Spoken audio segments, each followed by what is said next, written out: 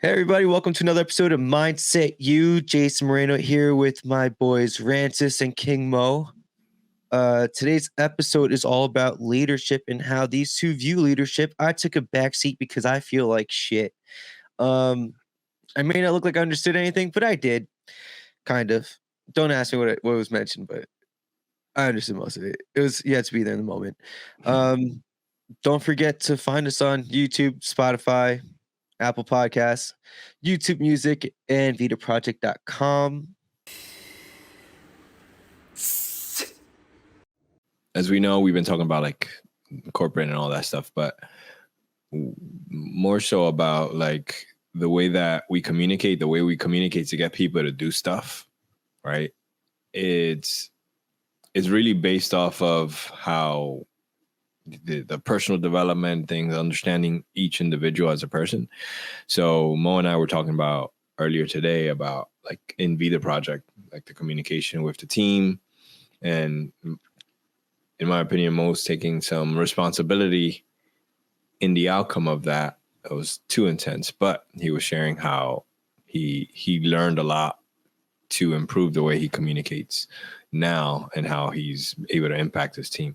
So I wanted to kind of go into that and, kind of see what key takeaways we can get from that idea of communication and leadership and basically getting people to move in a direction. All right. Well, a question popped up while you were talking, and it's for Jay. Sorry, Jay. I'm just curious. What do you want? Sorry that you have to participate in our podcast. My question for Jay is, how does someone or a leader get you to do something? Get me to do something? Yeah. Take me to Disney World? No, I don't know. Without you feeling resentful or kind of like, fuck this guy. Because I know that you're a worker and you just like, you get shit done. Like that. Yeah. But at the same time, I was like, yeah, you know what? I don't mind doing it for them. Because I know you have your commentary in the background. I think it's somebody who's kind of like a straight shooter. Like if somebody just like kind of lays it out and they don't try to fluff it up with the whole, like, you know how it always gets me, the we're a team thing, where it's just like, hey, I need you to do this, and that, and then we can be done. I go, I hear you. Let's do this, and that, and get it done. So I'm more like, I'm goal oriented, where it's, can we get it done, and can you not talk to me anymore? And I like that. So when you say a straight shooter, the only thing I can think of the opposite is the I don't know if you guys ever watch Office Space. Yeah, it's the manager in that movie. He's like, Can you explain? Because I've never seen it. You never seen Office Space? You like Office Space? What's the phrase that he would always say? Is like, yeah, let's see if can you really help me out with things like that, very like passive. Yeah, he's super passive aggressive and just annoying. But yeah, I don't know. I just need somebody to say, this is how we get this done. Can you do such and such task? And do you feel like you work on a team, like other than like maybe this kind of role? Yeah, no, because like when I work with Kevin and this other guy, in our job, there's a 3-man team essentially. We all have to work together, and it's easy to work together in that aspect because it's like, okay, there's 3 of us. We have a whole bunch of shit to do. What do you need? Who's going to tackle what? Let's do it this way. Whoever needs help, speak up. If somebody, if a problem pops up, say something in the group chat. Like, don't let it get to a point where now we're scrambling. Yeah. So I don't mind communication when it's geared towards a task. I don't care if you're on me like, hey, did you get this done? Did you get this done? Did you get this done? I appreciate that. That stuff doesn't bother me. It's a more like, hey, team, let's get this. I'm like, shut up. We got to do this. We're getting paid to do this. Stop it. At least for me. Yeah, if you could just write down that document and put the spreadsheet in, that would be great. Shit like that. Like that office space manager. It's like, Yeah. that will really help us out. Yeah. I hate that shit. It's Get it done. passive. Yeah, it's Yeah. passive aggressive. But it's funny. I was laughing because right before you got on, Mo, Jay was telling me about how his nephew was playing a game, and he's like, "That's why I box, because he doesn't want to work in a team." And then you ask the question, "How do you do in a team?" That's a thought that actually came up about Jay right before when Francis was talking earlier. I was like, you know what? That makes sense why Jay boxes. It's just he likes solo things. He'd rather not be on a team. Rather everything fall on him. Yeah. And if he fails, it's his fault. If he succeeds, it's his win. Like, it's just easier. Is it because he's a single child? Possibly. I just think because I couldn't make it on any team sports growing up, so I had to rely on just doing stuff myself. If I have to skateboard, I have to get good at skateboarding by myself. If I have to do something, I had to do it because I didn't have the drive, and I wasn't just skilled enough to be good on a basketball team or any other team sport. And but we played like when we played open gyms and open runs together, you played well on a team. Yeah, it just for some reason when it came to tryouts, I'd choke. Yeah. And that makes me think now, like just a thought that came up. I wonder if you're subconsciously resentful of anything that has to do with a team. That's not subconscious. He's just like, fuck that. I don't want to be on a team. So yeah, that definitely has something to do with team. Like if I'm heavily invested in something and I guess somebody else isn't as invested, I can understand even why people get annoyed with me sometimes because I was like, yeah, whatever. But for me, it's with boxing, I hate that. Yeah. Yeah, that's a good question. I really never thought about it like that. Huh. That's interesting. I like that reflection right now that you're like, when people are like passive, like, yeah, we can train whatever you want to train today. And you're like, you recognize just now that you're like, wait, that sounds like me and everything else. I think one of the biggest parts about being on a team is recognizing that it's never about you.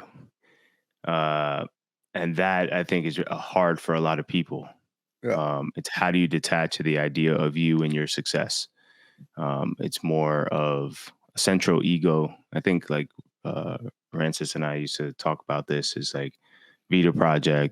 We used to talk about this to the team, and VidaProject, we considered it like its own identity, its own ego, its own whatever. And I think in my reflection, when I was an asshole of a leader, and you were an asshole? When? Yeah, that's more. What? Tell us more. Francis acts like he's surprised. He's not. So yeah, when we had a team like maybe 9 or 10 man team, and there were people that that were highly skilled and wanted to be a part of this like bigger vision, and that was awesome, and I appreciated that. At the same time, there were a lot of gaps in skills and knowledge and just understanding. And also at the same time, Francis and I didn't really have a clear how or path. So I think there were expectations that I was placing on the entire team to kind of figure out that how. And when people couldn't execute and meet my expectations, I let them know. I was a pretty big asshole about it. At the same time, wait, time out. How would you let people know? I'm pretty direct with my feedback. I'm like, I mean, I don't want to like give examples, but no, it would be a little mean. Like, okay, that was more my thing. I was like, it'd be like, this is not good enough. This is not good. Like, why do you think somebody would accept something like this? This is not good. Like, you got to do it again. Yeah. And in my world, it's like Francis, when it was Francis and I worked together, he basically said the same shit to me. So I was like, yeah, you know what? That makes sense. We think like that. And I wanted everybody to think that way. I understood that people come from different backgrounds, different childhood, different experiences, and it doesn't work that way. And you kind of, as a leader, the responsibility of leading a team is being able to adapt to everybody's personality and perspective and try to get them to align to the business or the vision's perspective. of the business, the vision of the business. And I think that's one of the hardest things. But as part of that, I think what I realized at the end that was I behaved that way because it was about me. It wasn't about the business. It was I identified myself with the business, and the business succeeding was me succeeding. And I failed to understand that the business succeeding was the team succeeding. And I think part of being on a team is understanding that it isn't about you at all. It's never about you. It's about the people on that team and like why they're here and just them having fun and enjoying the process, the failures and the successes. And I think that got lost in translation, trying to make it all happen. So now I'm very aware of that on my my current position. At the same time, I struggle with not being an asshole. There's this part of me that just wants to be a dick, and I can't. And it's like a fight every day. It's like, no, you can say. Is that why you got back into kickboxing and jiu-jitsu? No, I love like that stuff. Just yeah, no, I know you do. I think when that release. Yeah, go ahead. I was more so like that release, that aggression. I think what martial arts does is it puts your ego in check. Mm-hmm. I really believe that any type of fighting or combat sport really puts your ego in check. Like you're not as good as you think you are, and that's the reality. It's a wonderful feeling. And some like on a team, like when I play a team sport or something like that, I know that I'm gonna succeed because I know that I'm able to influence people and I'm able to move people. I'm very good at that. When I'm by myself, that's when I know I'm gonna get my ass handed to me. So that's where I think martial arts and all that comes into play. I wanted to kind of jump off of that because like I agree with you in terms of like martial arts puts your ego in check, but there's the other side of it where it also makes it safe to do so, right? Yeah. Because there's the idea of like, if you're walking around and you think you're the toughest guy, right? And you're creating this mental image, right? It's not being tested against the real world. So that's when it becomes so fragile, that ego that is like, oh, if someone does kick your ass, now you feel like, this broke who I am. But in martial arts, it happens so consistently that you only learn to identify with the recovery. You only learn to identify with like, oh, I got hit with this last time and I was able to avoid it this time. And that's like a win for you, And you start to really identify with the progress, identify with the baby steps, getting better, as opposed to like, oh, I'm this unstoppable martial artist or whatever is that you're dealing with, which is like the key factor in that communication. Because when you're speaking to someone else, you say like everyone is different and stuff like that. I agree, but then I also disagree because everyone is also the same in the sense of we're all humans and we're all always trying to identify with something. So when everyone doesn't identify with like the business, is like you said, we're a team and we're going to do this. And people have that feeling of like, I'm just here for the paycheck. Then everything's going to fall flat because you're either attacking them or not. So when you say like, no, this isn't adequate, I feel like it hits harder when it's about them versus like, hey, this isn't what the business needs. It's more so like based off of that same idea of in martial arts where it's like that slow improvement. Am I making sense? Or did I lose you? I'll make kind of. Here and there. I have a question though. Yeah. Is can't you still be in it for the paycheck but still be like have like the company in mind? Absolutely. I tell the team that all the time. Like we're all here. I mean, it's the reality. We're here for a paycheck. At the same time, going to Rancis's point, it's not about everybody's being different or everybody's different. It's that understand that everybody comes from a different childhood, a different kind of life experience, and that creates different perspectives. Yeah. At the end, everybody wants to feel the same. They want to feel a sense of certainty with that job. They want to feel a sense of purpose, and they want to feel a sense of like community. And they want to that team aspect. And the team aspect doesn't have to be this like, oh yeah, we're all this thing, we're changing lives. And it doesn't have to be that. It could be like, we're working together. You feel this kind of flow, you're communicating, and everything just goes smoothly. The day of something can just go smoothly. And that could be the success. That could be the win. Versus like every day and coming into an office or into the business and feeling like, oh shit, here we go again. We got to do this. Yeah. I think it's about making your team looking forward to come into practice, to come into the game, to showing up to business. That's really the job of a leader. And I think the biggest part about being a leader is being a coach. Like a good leader is a good coach. They ask the right questions. They give the right perspectives. They understand other people, and they're not afraid to go into that conflict and go back and forth. And also to accept that they're wrong as a leader sometimes. Like you're not going to be perfect, and that you're not always going to lead from the front, but you're always going to follow as well. And sometimes you're just going to observe, and sometimes you'll help out, and sometimes you won't. There's like a lot to it. Hey guys, if you're enjoying this podcast, please subscribe, like below, comment, let us know your thoughts, and continue to enjoy. So I just wanted to add to that, because like I agree with the coach thing and the framework behind it. It's like, all right, so in order for me to be accepted, like let's say, Jay, you're part of my team, right? And I'm going to be your leader and your coach and so on and so forth. Like, what does that mean? Just because I'm in the position, I can now be your coach and leader.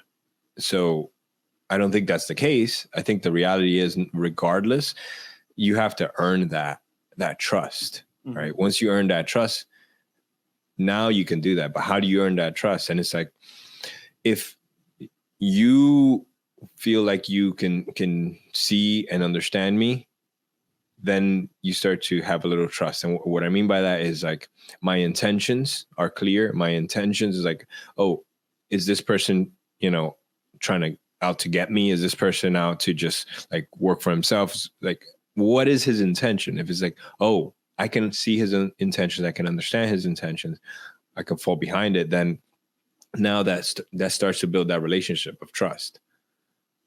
Does that make sense? Yeah. You're talking about transparency. Yeah. Just being 100% transparent. I mean, Yeah. I think in my current position, I've been able to make the impact that I have with my team. And they all said the same thing. It was like, it's pretty impressive how fast you were able to get everybody on board, right? With you as the leader. And there's one thing, was you're very transparent. You're very honest. And you're willing to accept when you're wrong. You take ownership, and it's like one of my team members said, "You're built different." And they're like, "You're built different." I was like, "What do you mean?" I'm like, "It's like not many people do what you do. Like take ownership of like every failure, everything that happens, even though it doesn't have to do anything with you." I'm like, "It does. I'm the one responsible for everything in here, so therefore it is my failure. It's my job to help that person." So it's like, that's a different way of thinking. Not many people will take ownership that way. That to me is being transparent, being honest. Jay, are you still coaching that? No, he doesn't come too often anymore. He comes few and far between whenever his mom brings him. I haven't seen him. I haven't trained with him in a few months. Got you. Yeah. I brought it up because I was going to ask you in terms of that, like that idea of like owning the victories and the losses. Like when he's failing at something, he's not doing well at something, right? Like you feel that responsibility. Yeah. Right. So there's a thing where, going back to what Moses said before, if the business, he felt that the business was failing, that means that he's failing, but it was more like an ego attack, right? Mm-hmm. But if you look at that and you look at it as a responsibility. It's like, okay, I'm not getting what I want out of this, then as opposed to like, they're not giving me what I want out of this. It reframes everything into your power. So like if I reach out with my hand to grab my phone and I miss my phone, I don't start yelling at my hand saying, hey, what the hell's wrong with you? I realize that it's me and there's something within me that I need to control and adjust in order to improve it. And I think that's the key factor where you gain that trust and by taking ownership. It's like, hey, it's me. I'm the head. No matter what, I'm the head of this organization. If there's a bad culture here, if things are being missed, I'm the one that allowed or sent the signals that allowed this to happen. And that ownership translates into the outcome and the trust.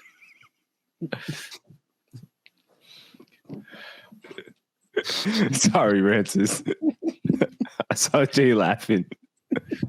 I've been seeing Jay. I'm like staring at Jay because he's really half asleep right now. He is half asleep. I'm gonna say, hey Jay, you still train that kid? He's like, wait, he's talking to me. Oh shit. You're not wrong. But Rancis, when you were talking, I know where the mistake was. Where with the team, I don't think being direct is such a bad thing. Like, I'm a straight shooter. I think some people have the skin for that. Some people don't. But one thing I would do now is I would spend more time teaching people. I would have spent more time teaching people the skills. What would that do? I think it would give people the confidence and the belief that they're capable of doing something. As somebody who's a worker, I agree with that. Yeah. I take that with much more. I embrace that way more when somebody's willing to sit down and show me how to do something instead of just telling me to do something. That way, I think it's that stupid. What's that stupid saying? Like, teach a man how, give a man a fish. He'll eat for a day. Teach a man how to fish. He eats for forever. Blah blah blah. Whatever the fuck it is. I agree with that, and I appreciate that, and I think that's a really good reflection because that's always how I've learned from people who I look up to, with whatever job I ever had. Those are the people who were always super impactful and made me want to do better. I think that the issue at that time, if I'm reflecting back, was, there were so many things that had to be done in the positions that Rancis and I were in, which was, one, learn how to market a business to try to generate leads to bring revenue in, because the pressure of like paying people or getting to that point to pay people was on my mind. And that was a huge responsibility. So my thought process was like, get people to move to do shit so that we can actually make the money so that I can pay them. And that didn't work. It just didn't work. But at the same time, I would have fired a few people or gotten rid of them earlier. Say their names. You won't. I Just will. kidding. Don't say their name. I don't want to add this shit. You want me to add it? Don't go down that road. Do not. I'll leave everything. I definitely think, because the energy that was spent on those people to try to get them to move was energy that could have been used for the people that I believed could move the business in a positive direction. But I believe that a smaller team, more focused, more direct kind of training would have gotten these people to move. Kind of like how my experience with Rancis was. Why I was able to kind of transform so much in such a short amount of time was because it was just me and Rancis. It was just absorbing everything from him in 6 months to a year. Like that's what occurred. And I don't think I gave that opportunity to the team. So what do we say to leadership that's just like, fuck all of that? Like, you either do it or you don't. Like, I kind of see that a lot of that expectation of like, I hire you to do a job. Just do the job. Why do I need to do all this fluffy crap about your feelings and all this stuff? Because every driver of human behavior is based on an emotion. It's like that simple. If someone feels shitty, they're not going to stay in that position and feel shitty for the rest of their life. They're going to leave. And the question, I think, as a leader that you really have to ask yourself is, what value does this person bring to the business in terms of their skill set and capacity? And am I nourishing that? Because I think once you start telling people just do it, doesn't like figure it out or whatever it is, I think you dismiss that person's value and that person's skill set, and you're not being curious enough to understand how they can help your business or help your operations, whatever it is that you're in. So you're just putting more work on yourself. Mm-hmm. So I think acknowledging someone's emotional state is important for them to actually do the work. If someone's resentful, eventually they're going to be like, all right, I'm just doing this for a paycheck. Like, whatever. Just get my minimum task done, and then I'm out. But if you inspire somebody, if you make them feel a part of something, if you make them feel appreciated, I think they move for you. I think they go through walls for you. So you wouldn't tell anyone to figure it out anymore? I would do it, but in a very kind of compassionate way. It's like, all right, like, what's my reason for telling you to figure it out? So now I do that. I do that often, where I'd be like, all right, I know the answer, and I could tell you how to do this, and I could solve the problem. Do you want me to do that? Or do you want me to allow you the space and time to be able to figure it out so that you can learn? Or do you want a mixture of both? Mm-hmm. And I give them the option. Yeah. What you just did there, that sample is huge, because by sharing your intention, you going back to what you said before, like some people can take direct, some people can. I go back to the intention. If the person understands your intention, if you share your intention, then you can be direct. Mm-hmm. I'm going to share this because blah, blah, blah. I wanted this for you, so on and so forth. And now you say the thing, it lands entirely different.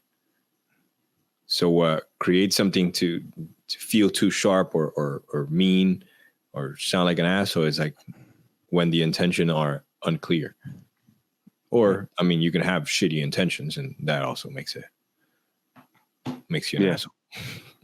Yeah. I mean, I think with the team, I remember the first month I was there, I felt like it was hard for me to connect with the team. And I was telling the doctor, I was like, I need to be able, and I was telling you, Paola too, I was like, I need to be able to meet with everybody at once. Just need one meeting to be able to really explain what I want.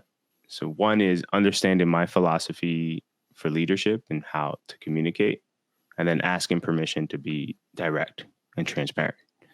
Once I did that, everything changed. It was literally a click, like boom, everything shifted. Everybody started moving. And I was able to have like very difficult conversations, and I was able to be direct and clear and get people to move. And just being transparent. It's like the easiest way. Yeah. And the same thing in but if you look at it even with your relationships, like your personal relationships, like when you talk to your wife or your girlfriend, it's like the moment, I think it was one time with Marina.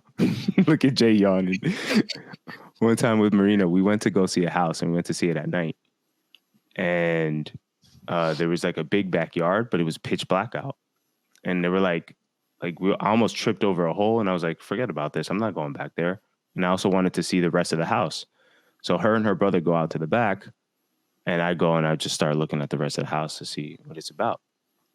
So then she gets all mad at me. And I'm like, what the hell? Like, why are you getting mad at me? She's like, you left me in the dark or something like that. And I was like, and then she's like, you left me. And I was like, in that moment, I was like, babe, I want to tell you something. And I was like, I'm not trying to be an asshole. But whenever you tell me that I didn't do something, it makes me feel like a child. Like I'm supposed to do something, this expectation I'm supposed to meet. And like, I feel like it's unfair. Like, I feel like I have to, like, I'm going to want to change my behavior just to appease you. And I don't want to do that. Right? Like, for me, that was hard because it meant being kind of like a dick, but at the same time being transparent and telling her how I really feel. And when she acknowledged that and she was like, oh, I see what I'm doing, she actually told me the truth. It was just like, I was just scared of going back there by myself. And to me, that was huge because I was like, oh, this is how things get lost in translation. And if I never said anything, if I was never transparent about how I was feeling, here she's going to go with whatever thoughts she had in her head about why I did what I did. And I'm going to go around thinking about why the fuck is she mad at me? Like, she's always mad at me. Mm-hmm. And I can just build. Yeah, exactly. Yeah. I can sit there and be a victim and be like, it's really being transparent. So it's no different than being a leader is no different than being a great partner or being a great friend. Yeah, that's fair. I think that's a great point to leave it at. That's right. Before Jay actually falls asleep on the camera.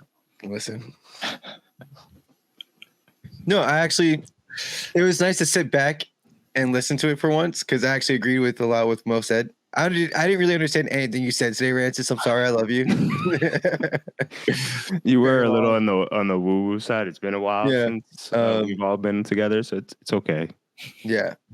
But the transparent stuff, yeah, that was awesome. And that, guys, is another episode of Mindset U. Don't forget to like, subscribe. Find us anywhere where you listen to podcasts, whether it's YouTube, Spotify, Apple Podcasts, and YouTube Music now. Don't forget to go to VidaProject.com. I'm actually putting stuff up to date there, so you don't have to wait. It'll be there the day that it goes up now. I'm about to fall asleep. I love you guys. I don't know what we talked about. It was great.